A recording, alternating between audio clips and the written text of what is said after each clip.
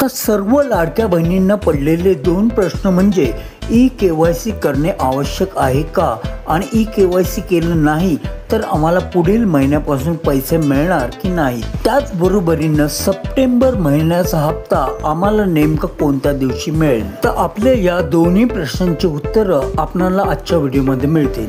तर हा व्हिडिओ शेवटपर्यंत पहा। चॅनलवर नवीन असाल तर चॅनलला सबस्क्राइब करून बेल आयकॉन प्रेस करा। तर महिलांच्या पहिल्या प्रश्नाचं उत्तर म्हणजे ई-केवायसी करणे आवश्यक आहे।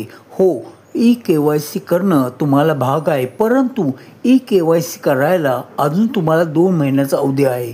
या 2 महिन्याच्या अवधीमध्ये तुम्ही कधीही ई-केवायसी करू शकता। त्यामुळे या महिन्याचा हप्ता येण्यामध्ये तुम्हाला कोणत्याही प्रकारची अडचण येणार नाही। मात्र जर तुम्ही अजून ई-केवायसी केलं नसेल तर येणाऱ्या 2 महिन्याच्या आत तुम्ही तुमचं ई-केवायसी करून घ्या। तुम्हाला तुमचं ई-केवायसी करण्यामागे कोणत्याही प्रकारची अडचण असेल तर तुम्ही आम्हाला कमेंट करून विचारू शकता। आता प्रश्न राहिला सप्टेंबर महिन्याचा हप्ता तुम्हाला नेमका केव्हा मिळणार। तर या संदर्भात अजून आपल्याकडे कोणत्याही प्रकारचा GR आलेला नाही।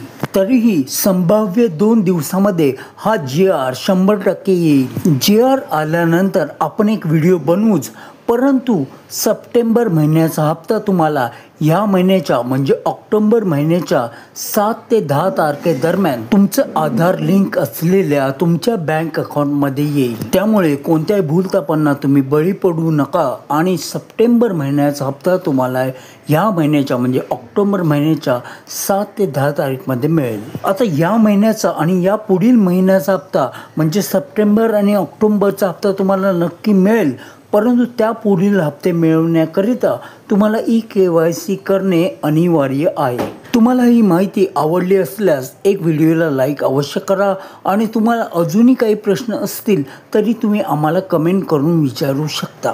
तर आता येथेच थांबू, पुन्हा भेटू एका नवीन अपडेटसह। तोवर तुमची आणि परिवाराची काळजी घ्या।